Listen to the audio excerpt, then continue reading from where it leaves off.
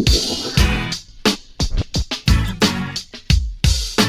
there's all kinds of different people in this world. There's only one pie.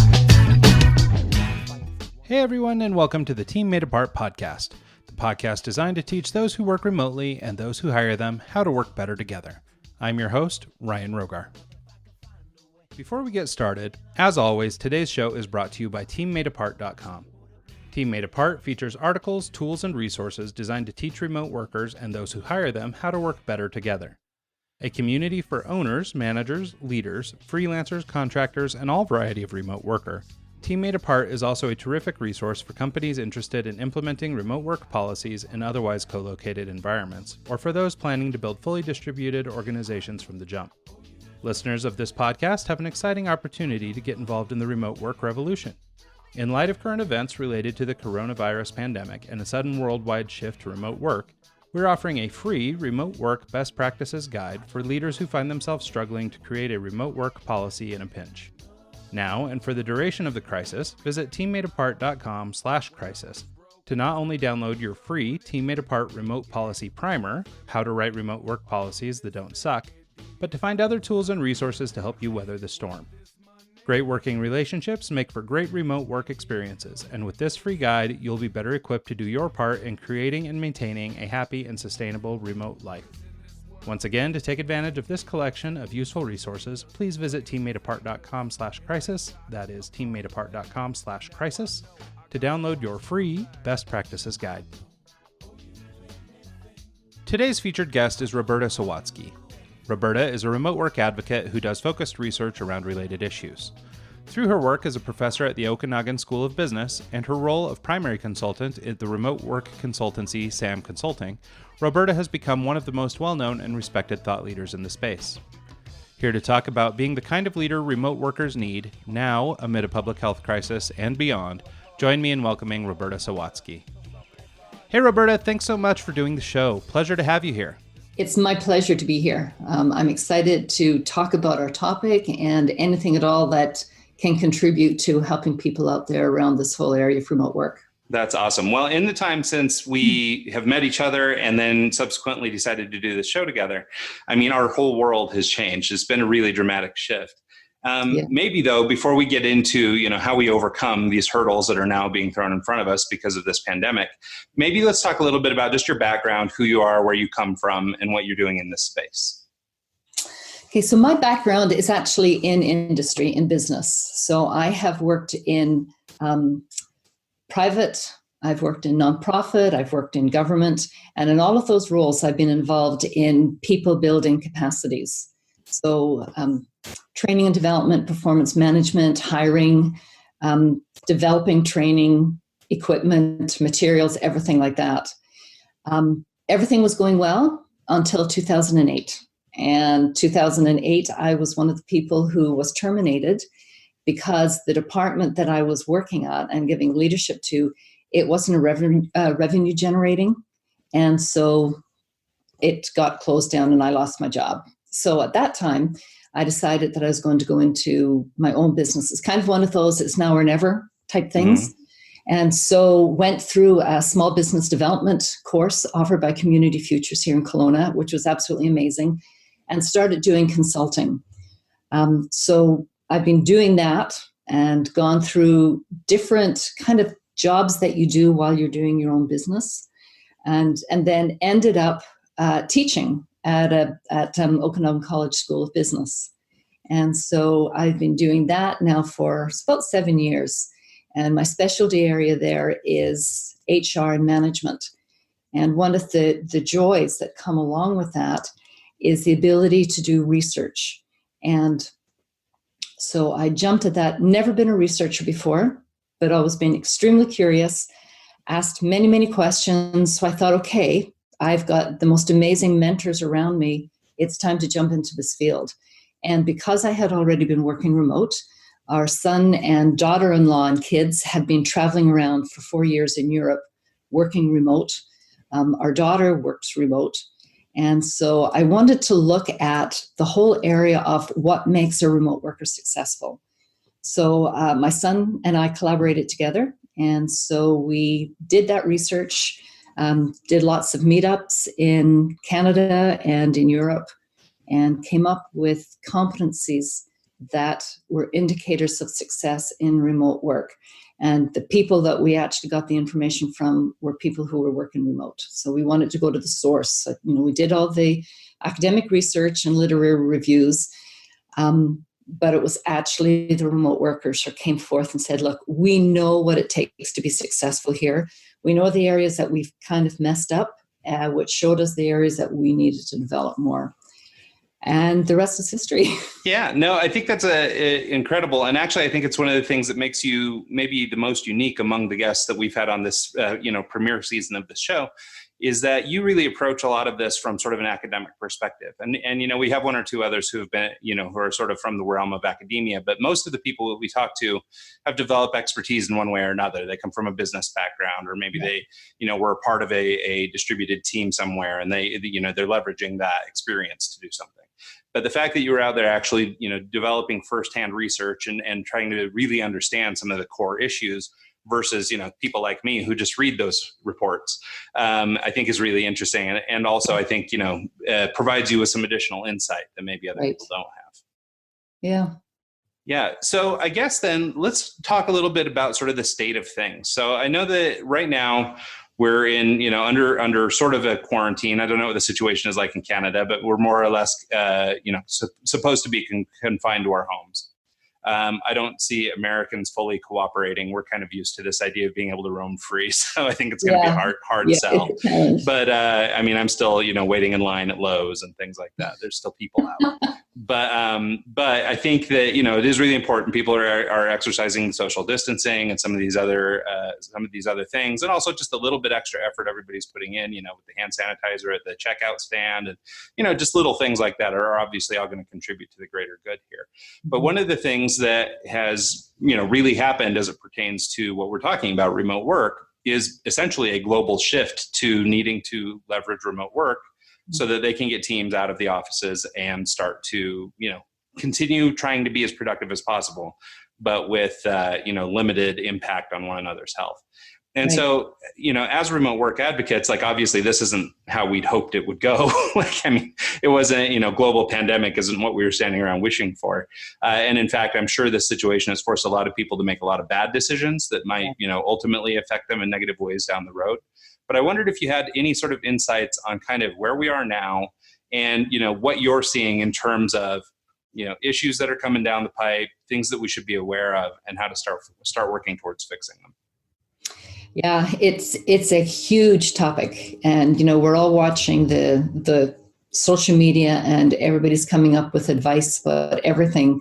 I thought one of the interesting thing in a couple of days that I know our Prime Minister has been talking about, and I don't know if it's the same in the States, is actually changing the term from social distancing to physical distancing. And I think even that small change makes a difference. Because we know that you can be standing side by side and be socially distant from somebody. Sure. And so when you put that even into the workforce, we're used to working shoulder to shoulder with people. And we may not have been close to those people. We may not have been buddy best friends, but now physically we're apart. And that option isn't even there to be turning around and talking to somebody. So I think that the biggest thing that I'm hearing from a lot of people is just being alone. It's not the convenience of turning around and asking somebody something. Mm-hmm.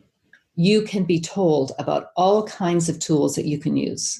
And there are a myriad of tools that you can use for your video conferencing, for virtual offices, everything like that.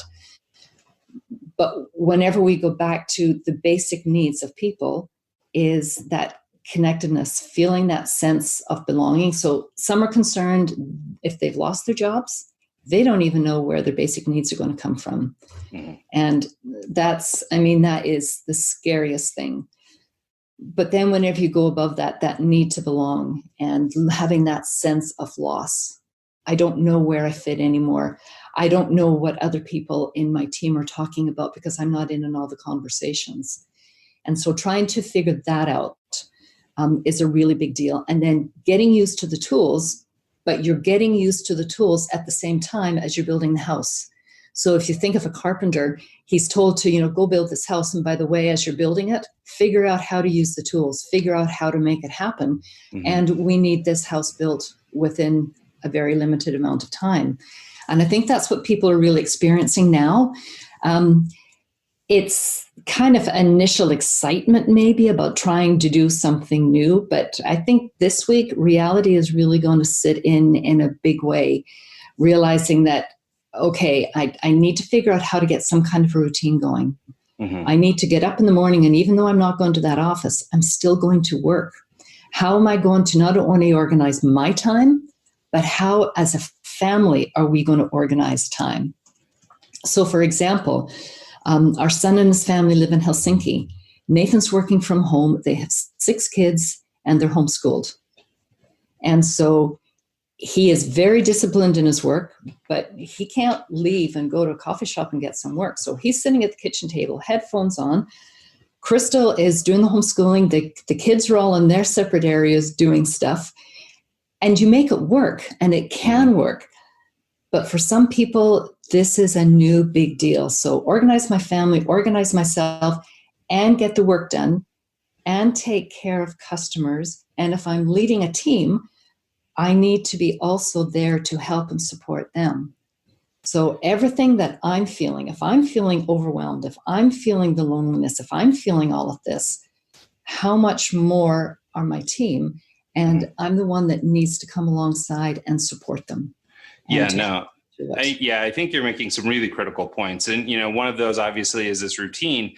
One of the things that's going on, or that I've been sort of acutely aware of lately, is just sort of, I don't want to get, like off on a political bend or whatever, but it does feel like the media is taking a bad situation and, just cranking it up a little bit higher. So it's sort of inducing this fear among people.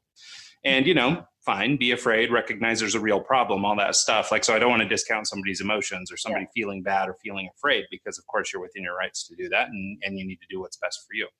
But I do think that all this external stimulus is creating a little bit of extra anxiety around this stuff, which I think is bad.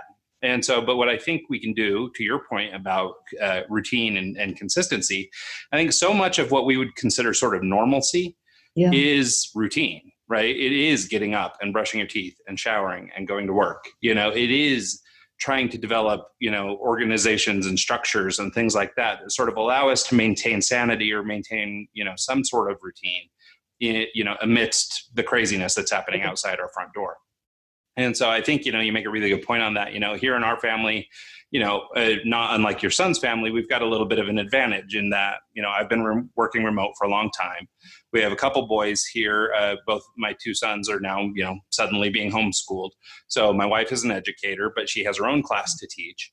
And, so we've got all these different dynamics. Now on the technological side, we've got it hammered. I've got laptops coming out of my ears. We can set everybody up like that. We're doing great technologically, but so much of, even for our young boys, our youngest is 9, so much of what he needs to be successful now that he's doing school online is routine.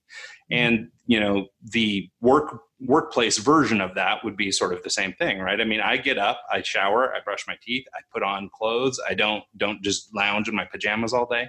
And all that is sort of this mental game to make sure that it feels like work still. And I think that kind of thing is going to be more important than ever for people, in need of success. And I think that as a leader, if you are capable of providing structure, as best you can, having, policies in place or having guidelines or rules or, clear and articulated processes for different things, the more of that you can provide to your people, the more secure or the more stable they will feel, despite the upheaval. When you even think of morning meetings, so you may normally have a stand up at 8 o'clock in the morning, or, if it's your team is all of a sudden working remote. And in the office, you would have had a stand up at 8 o'clock. Well, instead of having an 8 o'clock stand up, make it 9 o'clock. Give the family, the people working from home now, just that extra hour in the morning to get everybody up, breakfast, and help everybody get into the routines. So one of the things that I see leadership really needs to do is take a step back. So, when we talk a lot about empathy and the importance in the remote world for empathy, but the importance right now for leadership to be demonstrating empathy, to to ask questions to learn what are the situations that your team are actually dealing with at home. Try to get an understanding. Take time in your meetings to find out, what are the challenges you face this week? What's going great? So I do work with workplace lists. Mm-hmm. And one of the things we often do in our meetings is we do rose, bud, and thorn. And so we talk about what are we excited about? What are some growth opportunities? What are we being challenged with? So the intentionality that's needed now from leaders to make sure that they're checking in with people. And it's not just checking in once. It's then, okay, take note of it. Follow up during the day. Follow up during the week. Make sure that the people that you've asked those questions of, that they know that this isn't just some fun exercise, that you've really been listening and that you're going to check in. You've got a sick child. How are you dealing with that?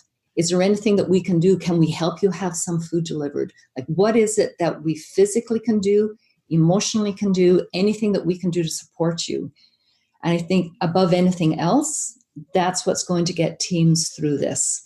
And then the leader who's taking care of them, well, that's whenever you really hope that already in place, a leader has that support group of people. So people who are asking him, how are you doing? And if they don't have that in place, now's the time to do it. So I've got a group of ladies that I meet with, and we're meeting virtually tonight. And we're all from different sectors. And that's what we do. We check in, we ask each other, we challenge each other. And it makes a big difference in how you make it through your day. Yeah, no, it makes perfect sense. And I think that'll be the thing, the managers who will succeed, first will be the ones who are already doing this kind of thing, who are already empathetic, who are already involved in the lives of their team. For the others, all of a sudden they're going to have to turn it on. Like this is going to have to be a growth opportunity for them. Yes. And so I think that's going to be kind of the biggest thing, right? And it will ultimately be, I think, who ends up sinking and swimming will be the leaders who are able to kind of rise to the occasion. So I think, while there probably is a lot of fear, am I going to be able to rise to the occasion? I think that those who do will come out of this thing much stronger. And I think that the other thing that this will lead to, and again, we keep looking for those silver linings for these organizations that they've never done remote work, that they've been pushed into that. For them, after this is all, we've kind of gone back to some semblance of normalcy, whatever that may look like, to be able to look and see which of our managers, which of our team leaders really rose to the occasion. So if they get to the point where they decide, something, we want to seriously look at incorporating some form of remote work into this business, be it flexible time, be it whatever, that hopefully they'll look at this and say, okay, every leader did not do a good job. Every manager, they were out of their element. This was not a good fit. And really look and say, okay, this person over here, man, their team flourished. They were right on it. They were organized. They were supportive. That's the person we want to be able to move into leadership in this. So we'll see a little bit of separation here and getting away from that mindset that just because you're a good leader in a face-to-face situation does not mean that you would be a good leader in a remote or a virtual situation. So there's a lot of learning that will come out of this. Yeah, and I think that the opportunity to become a great leader right now is also great. And I think that the skills that it takes to run a remote team, it's almost like there's a lot you could get away with as a face-to-face manager that maybe you don't need to be quite as intentional or quite as whatever, empathetic or whatever, maybe you can get away with 60% empathy. But when you're working remotely, obviously it requires much more intention and much more empathy and much more everything. And so those who do thrive right now are obviously going to come back to the office, and they will have, either proven themselves already or will now be excelling as managers. And, this will definitely level the playing field for who's who are your management rock stars, and who are the ones that, either need some work or weren't quite there. And so I think it will be interesting. One of the topics that we've been sort of bandying about and trying to figure out what the outcome is. And, like you mentioned, we're trying to look for silver linings, right? Like we're almost trying to look through this whole thing and try and just see what it's going to look like on the other end. And so a lot of the thoughts that we've been having are, Well, what happens if I'm an organization, all of a sudden, my team lived up to all the statistics that the remote work advocates bandy about, the productivity increases and all these other things. What if my team actually lives up to that? Then what? What do I do then? Because it might be a pretty difficult sell to say, okay, well, everybody back to work, back to business as normal. Yeah. And so I actually wonder how much, business is going to evolve from this anyway, even though, as people in this space, like this wouldn't have been our suggestion, or this wouldn't have been the answer, or, having a pandemic or something like this wouldn't have been our request to get people into remote work. Mm-hmm. But man, people are going to either have great experiences or really bad experiences. And I think that that's going to, sort of determine how they move forward. And it'll be interesting too, because what we don't want is people to have a bad experience during this emergency, forcing to do it, and then painting remote work with that brush, saying, yeah, we did it, it doesn't work. So getting the message across, and I know Laurel, Tammy, there's so many people are trying to get that message across that this is not the way you transition into remote work. It's just not. You need to have things in place in order for it to be successful. So when you go back to normal working, or if you decide you're going to stay remote working, take a few steps back and then start getting things into place, because there could be damage done. Yeah. Well, and I'm seeing too, and this is just one of the things I actually have seen Laurel commenting on this quite a bit lately, is sort of the rise of expertise. All of a sudden there are a million people who are ready to coach you, and there, are all these, quote unquote experts out there who are now rising up and saying, oh, no, we can help advise you. Yet, so many of them don't really have any experience or anything. They just happen to be good marketers or whatever. And they're throwing their hat into the ring. Yeah. And so it's really interesting. And I don't know even really how to advise a business on how to separate the wheat from the chaff, outside of looking at some, I don't know, look at resumes or something, look at where they came from or what their pedigree is. But, it really is, it become a time, and I guess this happens in any crisis, there are opportunists who jump in and try and look for ways to fit in or to leverage new business. And, so I think it's kind of an interesting time too, that there's just such a rise in this kind of thing. So for the people who are trying to do it from an academic perspective, or organizations like Workplaceless that have been, such, I don't know, on the vanguard of all this stuff, and who do such incredible work with their training programs and stuff, like, how do you make sure that the right people are getting the credibility, or being attributed the credibility that they've deserved, Yeah. And it's interesting. I love how many free resources are now being made available. And so while all of this is going on, my hope and desire is that people will access those resources, so that if they are in a situation where they've been forced to work from home and it doesn't feel right to them, like they are not feeling supported, it's not going well, hopefully the message has somehow been able to get to them. Go and access these free resources. Like, these are resources from people who really do know what they're talking about. And that whole, like, it's the importance that, in the research, one of the top competencies was being self-directed or self-managed. So those people who say, okay, it's not right, it could go for a while, I need to learn how to do this right. And then they go out. Those are the kind of people that are also going to bubble to the top and realize that I have what it takes. I can work remotely, because they've gone and they've resourced. They've gone to find help from somewhere else. Because we all know in the remote world, even now, there are managers and supervisors who aren't doing a good job. They're not supporting their teams. They're not giving the feedback. They're not providing the tools. And so it's really on the shoulders of a lot of remote workers to source, how do I do it right? Where do I get support? Where do I find a community that I can belong to? So with the resources being made available for so many people, I trust that the silent voice of us getting our stuff out there, and remote workers who are work from home, whatever we're calling them, these emergency job situation changes, that they will be able to access this, and that they will start their own learning and development around this area.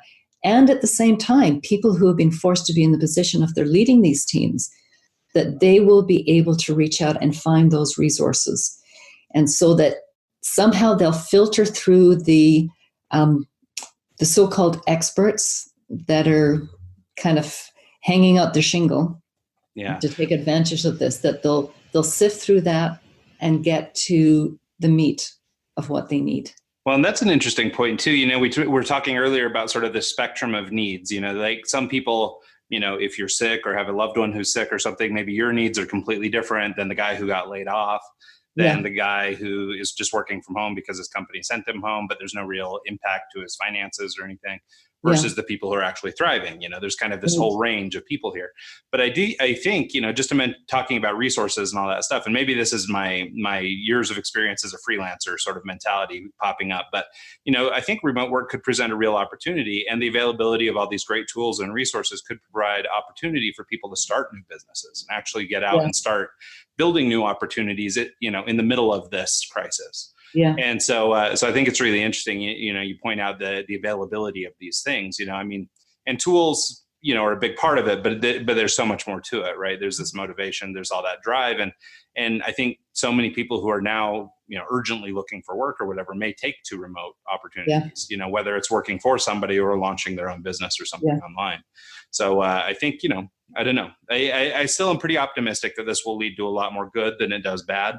But certainly there are people struggling right now. And I think the more that we can do to help, because I think I've even found among my coworkers and stuff, people who don't normally work remotely, like I consult for an advertising agency near here.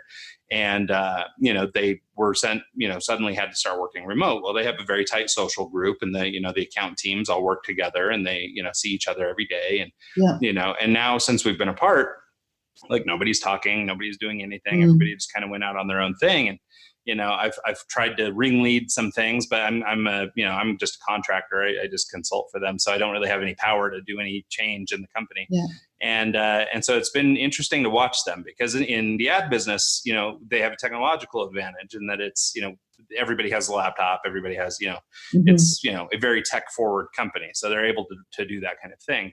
But what they're lacking is this whole back end empathy management, and even though they're used to working with like freelance resources and people on the outside, but they're not used to, sort of caring for people and applying this sort of empathy to things. It's very transactional, right? We have a project, you get it done, that kind of thing. Yeah. The human connectedness. And that's, again, I think my favorite term in all of this to do with remote work really is intentionality. And so, we do want to get the job done, and you're used to getting the job done. And some companies, they don't connect very well, like remote companies, they don't connect very well. They're focused on the text, they're focused on the tools, but they are forgetting the human beings behind the tools. And so with all of the extra stress around, even in those companies who have been existing for a while, they're in the routines, they work remotely really well, the needs of the people are going to get even higher. And how are we going to address that? So the routines of successful remote organizations, if the human connectedness and the intentionality around that is not present, they are still going to suffer from this. So if they're not paying attention to those needs of their teams and realizing, we can still get our jobs done. We're really lucky. We're in this space. We know how to do it. But, how are our people actually doing? And I love the comment about intention. It's something that we talk about, on this podcast, on other shows I do. It's intention all day, because I think that it is such a critical component to success in really anything, but especially now during this. And I think it's interesting that, as far as being a great leader and having that intention, operating intentionally is what's going to give you the foresight to think about routine and to think about planning and to think about doing all those things in advance. Because, truth be told, we've only really been doing this about a week. At least here in the States, we've just been shut down for about a week. Yeah. And it feels like forever already. Yeah, it feels like an eternity. But it's literally just been a week. And I work from home most of the time. So for me, it's not been that different. I still, but having now 3 new coworkers with my wife and 2 kids, has made for interesting dynamics, right? Because now kids need help and all these other things. Yeah. But what I was trying to say was that this, if you don't have that sort of intention and you don't start planning ahead, we're going to, I mean, basically the other boot's going to drop, right? Like, I mean, we're not feeling loneliness yet because we're 6 days in. Mm-hmm. But at 2 weeks, or if they decide to extend to it, 30 days or whatever, what does 30 days of home look like, And so I think it's really important, just to that idea of intention, that as leaders and managers, that we're being intentional. We're looking, sort of playing the long game as best we can, right? And understanding that, these first couple of weeks might be a little rocky while we develop processes and we get back on track. But if we're not even thinking about that, if we're kind of looking at it as business as usual, I think people are going to be sadly surprised here in the future, in a couple of weeks of this. Yeah, truly.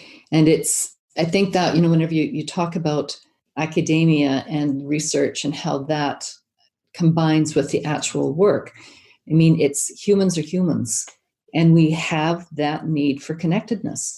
We know that, but it's whenever things start happening around us that it actually bubbles to the surface. And you kind of think, I kind of feel down today and I don't know why.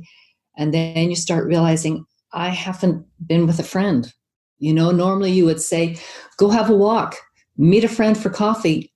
Well, I can't. Right. I can go for a walk as long as I'm physically distant from everybody else. And there's no coffee shops open, to have a coffee at. And so I think this is where we look at, and when we see all of these theories, that we've built business, we've built everything on all of these leadership theories, motivation theories. This is where we actually see, do those theories hold water? Oh yeah, no, that is a great point. Yeah. And so if we can look at this and we can watch this and we can see what's actually happening, then hopefully we're able to start creating new ways of learning, new ways of teaching these students who are coming into the business world that this is what leadership actually looks like now. I mean, we all know that the command and control just doesn't cut it. But the amount of people that are still leading that way, it's mind-blowing. Well, it's so interesting, right? As you think about it, and I'm just thinking of sort of the progression of management style and stuff, and I mean, I just turned 40. So, I mean, I only have, 25 years in the workforce. So, I mean, things were probably better for me than they were for my grandfather or whatever. But I think that even in my tenure, I've seen, the management styles become much more, I guess, human or touchy-feely or whatever you want to call it, right? They're much more emotionally intelligent now than they maybe ever have been. Yeah. And a big part of that is, this global shift towards that. Mm-hmm. And so, but this sudden shift into remote is such a push off the cliff for all those guys that it really is going to be kind of a put up or shut up kind of moment, right? This is going to be a, are all the things or all the lip service you've been paying, are you really doing what you said you were doing? Because now we're going to know. Yeah. And realizing that if you have a team of 5 people, the way each of those people need to be led, need to be supported is different. So it's not a one size fits all. So when Hershey and Blanchard, they talk about situational leadership, and they really stress the need for look at the person. What do they need? Are they willing to do whatever they need to do? Are they able to do whatever they need to do? And depending on where they are, you're going to have to provide totally different support for them. Are they doing amazing? And all they need is for you to come along and say, I am so impressed with what you're doing. Like, I feel totally confident that I'm just going to be here to be your champion. While other people may be really new and scared and saying, I don't know how to do this. Teach me how to do it. And then you become that more directive person. But then you also have, we've talked about it before, the needs of the leader. And so we hear a lot about servant leadership in the remote world, that your job is there to remove barriers for your workers. But that can be taken too far. And so for a leader to be able to set up the boundaries, like, I can spend so much of my time taking care and removing everybody else's barriers that the self-care that I'm practicing is just gone. It doesn't exist anymore. And then you're trying to lead all these people out of a totally empty tank. Mm-hmm. So how do you look at taking care of yourself, being there to champion everybody else, and making sure that you're spending enough time with each individual person to truly understand what are their needs and how do I make this a fantastic experience for them? So there's lots of balls to juggle. And There really are. Yeah, no, it's very complex, because as you're saying those things, I'm thinking, okay, well, yeah, but like the needs of the individual are so much, and they need to be accountable for some of their own emotion, and how are they handling life, and then also now work, and and then how do I as a manager try and help them through that when I as a manager too am a human who is also in a situation where I've got people working out of my house, or I've got whatever issue that I've got. And so it is really interesting because it is commanding an extra layer of strength, from people that maybe they could have got away with, not using before. Yeah. So I think that is a really good point. So let's talk a little bit more, I guess, sort of in sort of maybe more actionable terms about the traits of a leader right now. I mean, we've discussed empathy. We've talked about, being intentional with things, but let's talk more about in this either emergency situation or as a remote work leader in general, you're having to learn new skills more quickly now, given the situation. But generally speaking, there's sort of a set of traits that you would want in a remote leader. Yeah. Can we talk a little bit about that and sort of, where we, how we develop these skills to make sure that we can be a good leader? Well, let's take a step back and look at the traits of the people that you're leading. So we know the kind of competencies that successful remote workers need to have. So if you look at those, and the ones that we come up with were communication, self-directed or self-managed, trustworthy, disciplined, taking initiative, being curious, adaptable and flexible, and high self-efficacy. So if those are the competencies that we are requiring for the people on our teams, how then does that inform what needs to be the competencies and the skills of the people who are leading them? So for example, if you're going to try to be a micromanager in this context, it's not going to work because you've hired people who are strong in self-leadership. And so you'll have an instant conflict. So you need to have a leader who is willing to provide the direction, absolutely, but then trust the people on the team to get the job done. So it's going to need to be somebody who, even whenever it comes to performance management, they don't feel that they need to be checking in every day. They don't need the daily logs telling them I did this, this, and this. They need to trust that the people that they've hired are getting the job done, and you have check-ins just to see how can I support you. So very much, if no micromanaging. It doesn't fly. Well, yeah, I think trust is such a critical piece of this whole thing, right? Or I mean, maybe that's shorthand for a set of skills. But the ability of a manager to trust the people. And so I really like that you put trustworthy as a characteristic of a worker, because obviously to be worthy of receiving the trust of your manager, you need to be trustworthy, meaning you've have an established history of doing what you say you'll do. Yeah. And so as a manager, the ability to say, okay, this person has a long history of he'll do what he says he can do, or she'll do what she says she can do. Yeah. Being able to recognize that and then, give them the latitude that they need to get the work done. Yeah. Is, I mean, it sounds easy when we just say it out loud, but I don't think it is that easy for a lot of people. Yeah. But the interesting thing too is for the leader to be able to build trust. And so in order to build trust, even you think about it in your own relationships, the level of trust you have grows with the intensity of the relationship. So I'm not going to trust somebody if I don't know them. But the stronger that relationship and the more I know them and we know each other, then it builds. It's one of the characteristics that I absolutely love about the Finnish people. So I've had quite a few interactions with people in Finland. And they have this whole philosophy that I want to get to know you. I want to build the relationship. Then when it comes to making a decision or doing business transactions, it's easy because we've already built that trust based on our relationships. Mm-hmm. So for a leader, in order to be able to build that trust, in order for me to trust the person that I'm reporting to, I need to know that they care about me. They need to know who I am. They need to know what makes me tick. They need to know all those things. So the responsibility of the leader to get to know the people they're leading, the direct outcome of that is going to be a higher level of trust. And along with that comes more loyalty as well, right? Sure. Yeah. No, So it's funny because it's almost like a set of dominoes, right? I mean, you can knock them all down or you can stand them all up. Yeah. So you can, not be trusting of your employee, but you're also going to kill loyalty. You're also going to kill, a series of other characteristics that they might have otherwise lent to you. Yeah. Where if you're busy stacking up the dominoes and standing them, but it is, much like a domino, it's very, pliable. Like, the wrong breeze or the wrong, a misstep somewhere along the way could cause some of those things to fall. Yeah. And so, now it's more important than ever to leverage the relationships you've been building for a long time. But for managers who haven't been good at this, they're going to be caught off guard. Like this is going to be a real problem for them. And again, back to intention and all the other things we've been talking about. Now's the time to Hulk up, man. You better start sending out those emails and you better start reaching out to people because that's right. You need to meet them quickly. So it's interesting what you said about Finland. I have a similar experience in Spain. We do a lot of work in Spain. We have a small team over there who are now sequestered to their tiny little flats. And,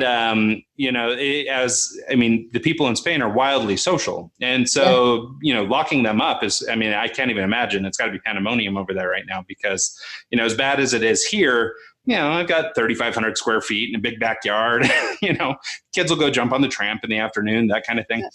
But for these guys, especially the ones that work with me, like, no outside space, no anything. Their apartments are so small, and they're being sequestered from the one thing that they really care about, which is human relationships. And so it's very interesting how different cultures are going to deal with this sort of thing. And so, but to your point about relationships, that's the whole thing over there too, right? Yeah.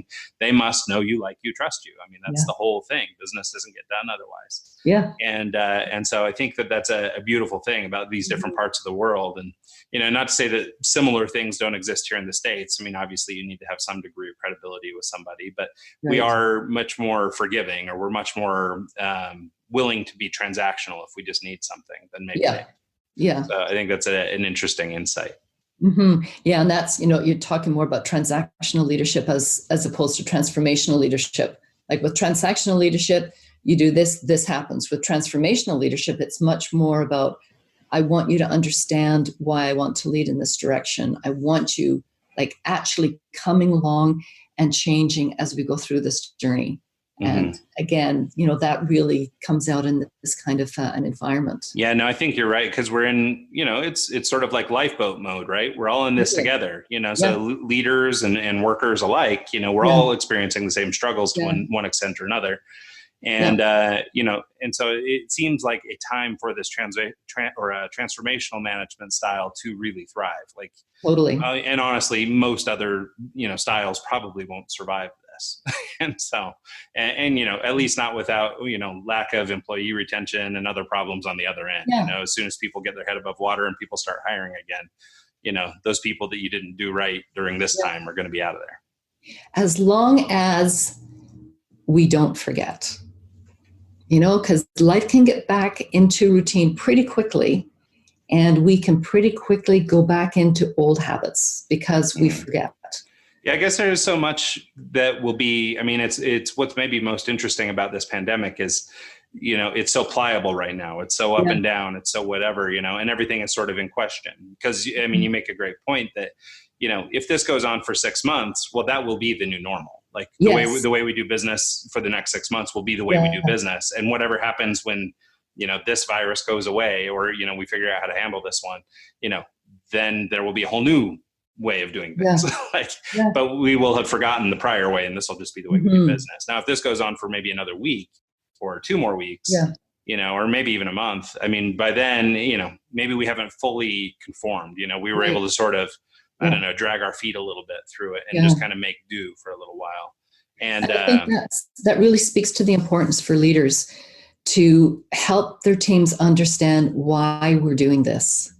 So if I'm just told to do something because it's going to make work during this time, that's one thing. But if somebody comes along and says, we're going to do it this way, or we need to do it this way because, and I'm taught that why are we doing it? Then that's what's going to start making it stick. So even if we're going back to the offices again, and we haven't been a very collaborative office, or we haven't been a very social office, now we're going to be able to question if it was really important then to be working together as a team, to be collaborating using whatever we can. If it was really important for us to be connecting in and getting to know people on a human level rather than just through work. If it was important then that's still important now. And are our organizations working collaboratively? Are they taking care of those, like the mental health of people, the social needs of people? So if we take the time to understand and to explain, this is why we're doing it, hopefully that will make it stick more. Mm-hmm. Well, and I think that it'd be interesting to explore, and maybe you have thoughts on this too, sort of, I think for a lot of people, there's sort of maybe, and I think that this is maybe an older school mentality, but there's sort of a differentiator between work and home, right? There's sort of, when I punch out, I'm on my time, and then when I'm at work, I'm on your time. Yeah. And so I wonder if there isn't some, hurdle that we're going to have to overcome, this extra level of empathy that we're talking about, where you're really getting involved in your team's personal lives. Yeah. Can I help you? I don't know. Do you need toilet paper? Whatever it is. Toilet paper scenario is never going to go away. Yeah. So can I help you out that way? Because I think for many, work is just work, and then you bail. Maybe you don't have that much to do with your boss or whatever. Yeah. Or maybe you're in a large organization and you just don't have relationships with people up the chain. So you just, pretty easy to just differentiate yourself, or, cut it off and go home. But I think now, more than ever, the managers that are going to thrive are the ones that do have relationships with their people. And, granted, you can't maybe have a personal relationship with 12,000 employees if you run some large, I get it. But your middle managers step in, and that's where those relationships happen. Well, you start looking at your span of control, and then you realize that your span of control should only be as big as the number of people that you can actually support. And if you can't support and you can't know them all, you got to change some kind of organizational structure, because somebody has to be caring for them. Yeah, no, that's true. And I don't know. Do you have any thoughts? Is there kind of a sweet spot on that? I think it depends on the person, but generally, I don't think we can care for more than 6-10 people max. I really don't. I think that's pretty fair. Into beyond work. Mm-hmm. And then as leaders, we get to actually model it. So if I'm modeling it for the 10 people that I'm responsible for, and then they're responsible for X number of people, then it will actually filter along, and people will realize, okay, I feel really good when I have this conversation with my supervisor. Maybe I should be having that same kind of conversation. Then when it finally gets to the customer, and you have someone serving a customer who really feels valued, the customer's the winner. Yeah, well, and so maybe that brings up a good point about sort of cultural shift that might happen right now for businesses. Like maybe there is an opportunity, if we're looking for silver linings, to start shifting cultures more in that direction, right? Be more, company or customer centric, but you become more customer centric by being more employee centric and things like that along the way. Yeah. It seems like there's room for a lot of really positive byproducts to all this, outside of just the negative or how bad things could go. I think that there really is a lot of positive that could come from this, and I think you alluded to one earlier, or sort of mentioned one earlier, which was this idea that, in this time, if we're all collaborating and maybe the hierarchies are sort of leveled a little bit, and me, the manager, is on the same plane as all the people who work with me, and we're all trying to solve this together. When you do come together, this culture has shifted from this top-down delineation of what we need from you to this new relationship where all of a sudden everyone's a contributor. I may happen to be the supervisor. I've got my set of responsibilities, but ultimately I'm not here to make all those decisions. Like, us as a group, we can do it now. Yeah. And so I think that might lead to some really impactful cultural change within organizations. Yeah, definitely. And I think when you look at collaboration at its very best, you're going to pull a group of people together who are diverse. And so when I talk about diverse, I'm really talking about diverse thinking.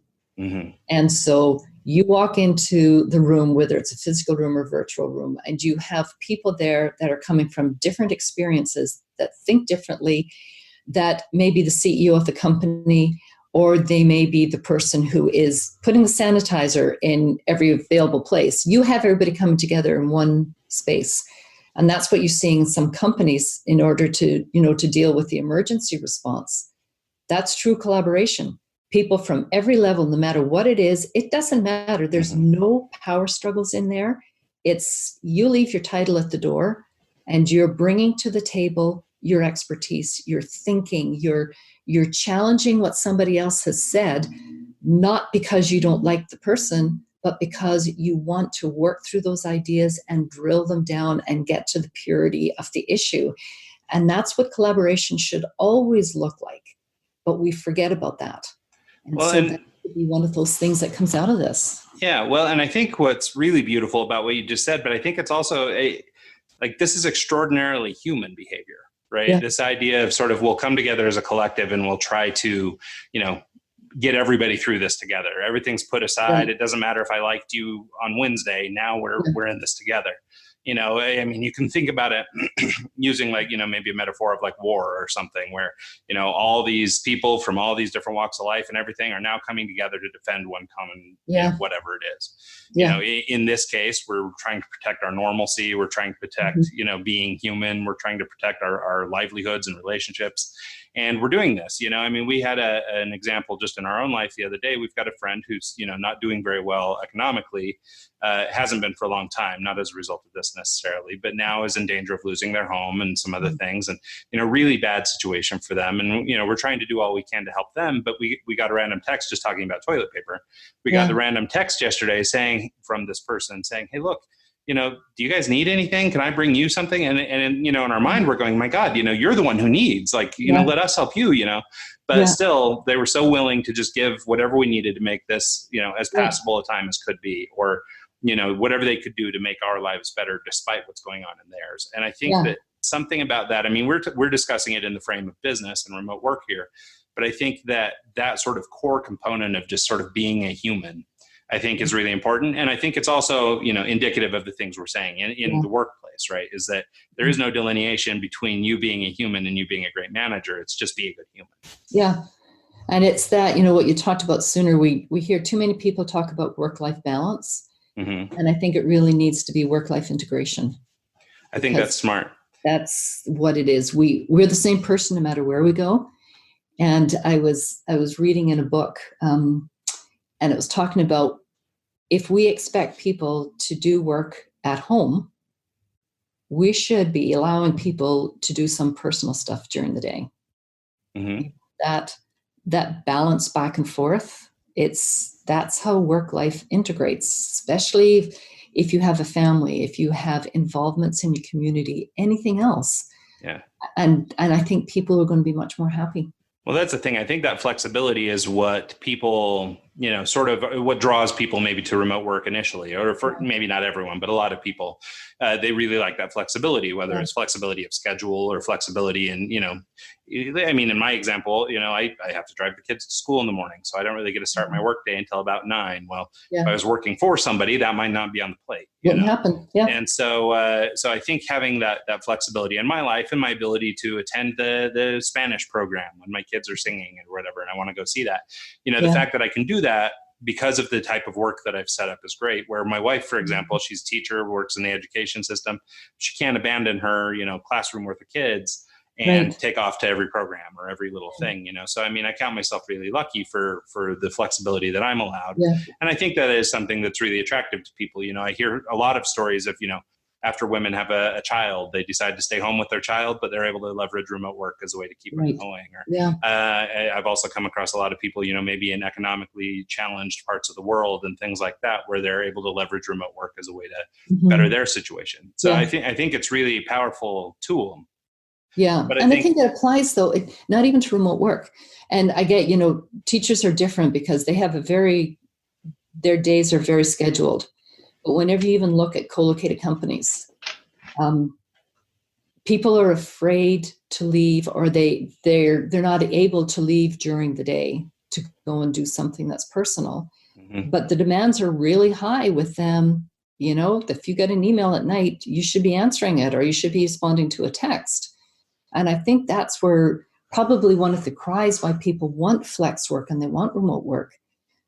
There's no reason why companies that are co-located can't be adapting that, it's okay during the day to go and do something with your kids. Mm-hmm. Because we know at night, you're going to be on a call at night, or if your boss wants something and they're emailing you to get it, we're expecting you to do it.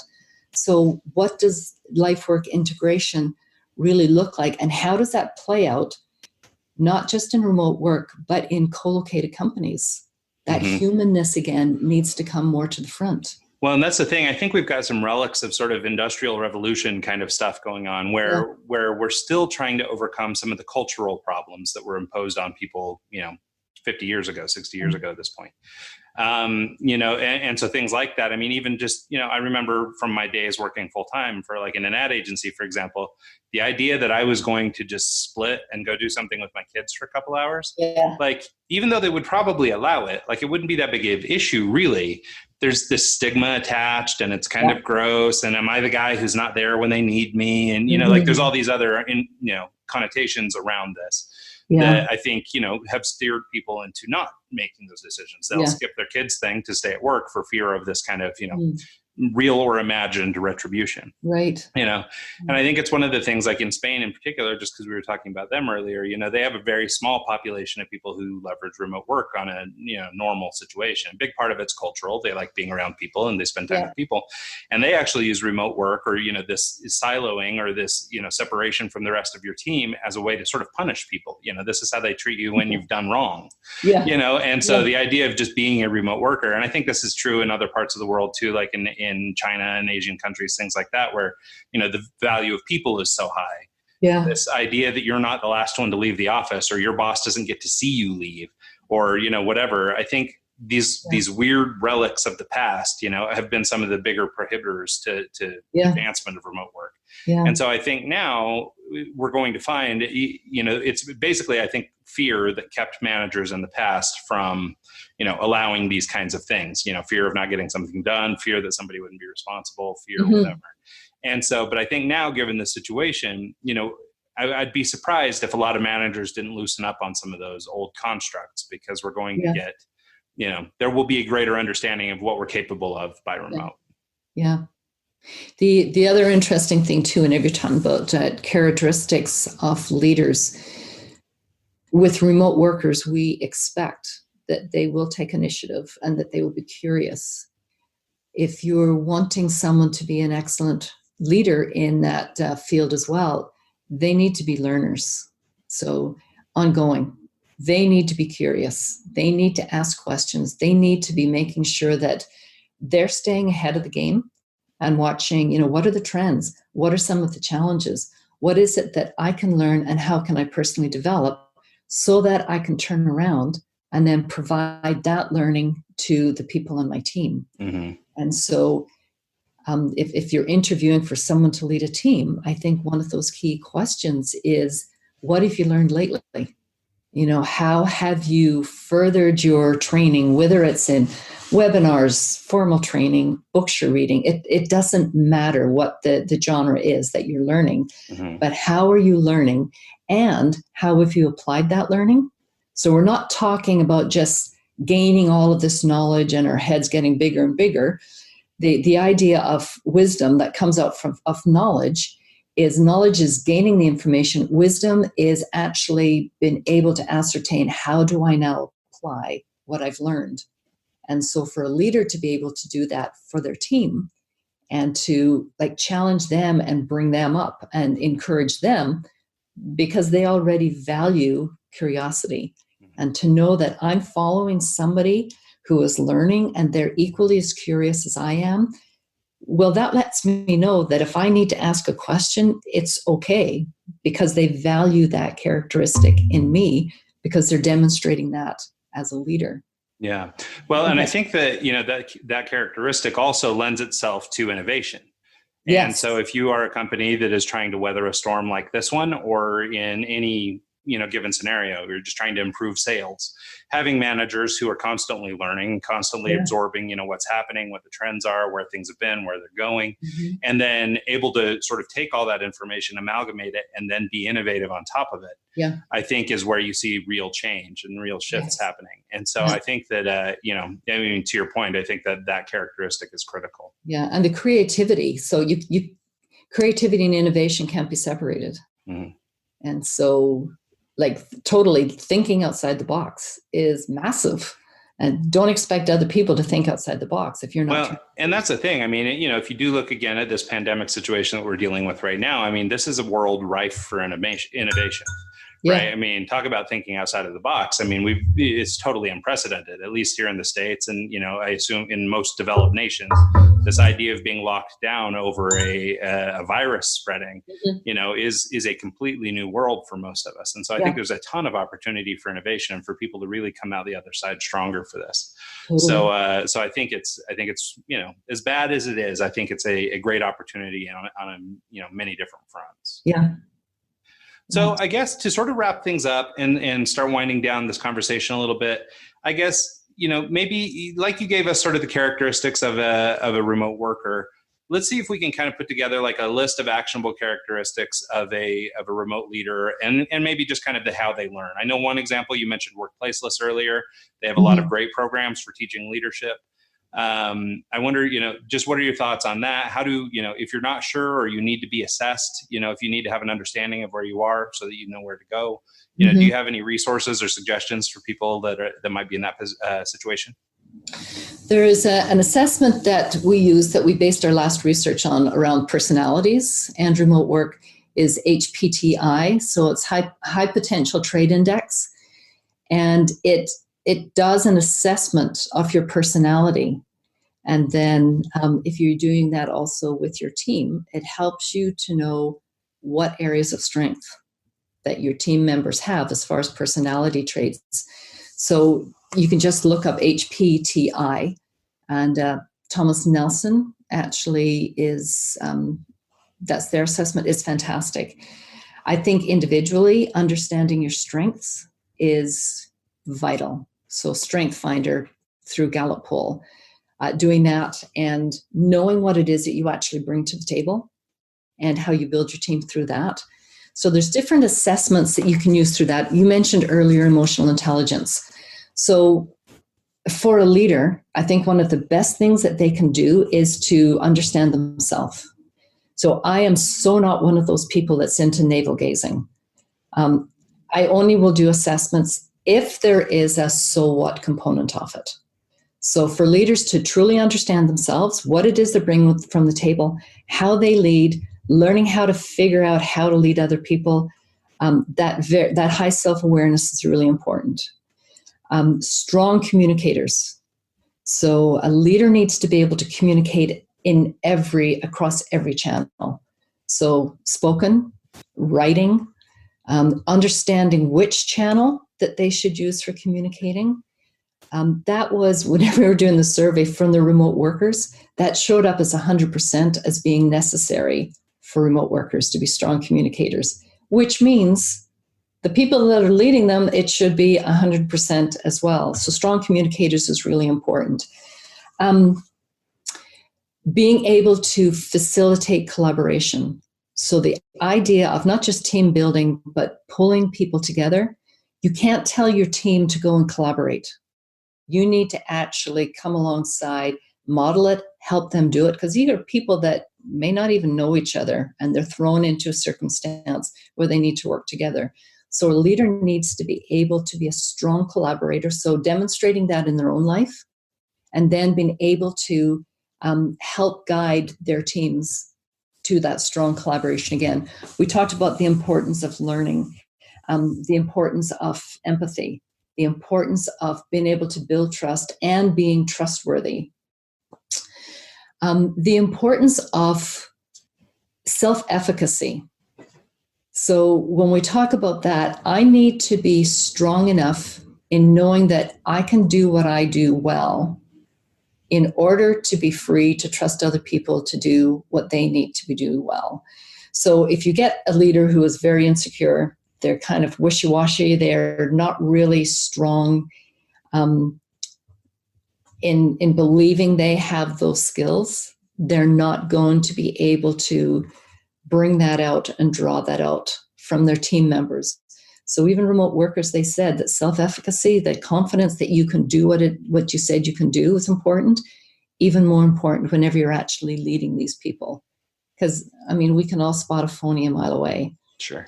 We all suffer from that imposter syndrome. And to get through the imposter syndrome, you have to be able to say, this is what I can do. It's not an ego thing, not at all. It's confident that I know I can do this, and I will bring that strength to what my team's doing. Adaptability and flexibility, again, important for remote workers, very important for leaders. Your team is not going to be able to all the time drop and do everything that they need to do right away.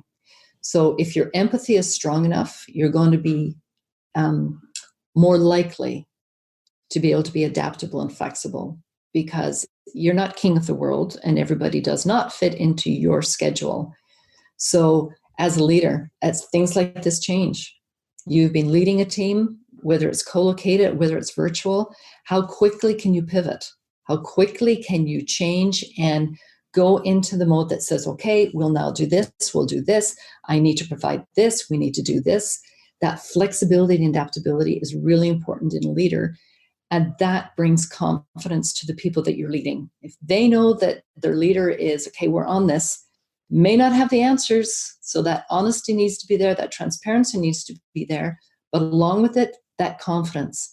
We don't know exactly what to do, but we are here, we will do it, we will make it happen, and we'll keep you informed as we go along the way.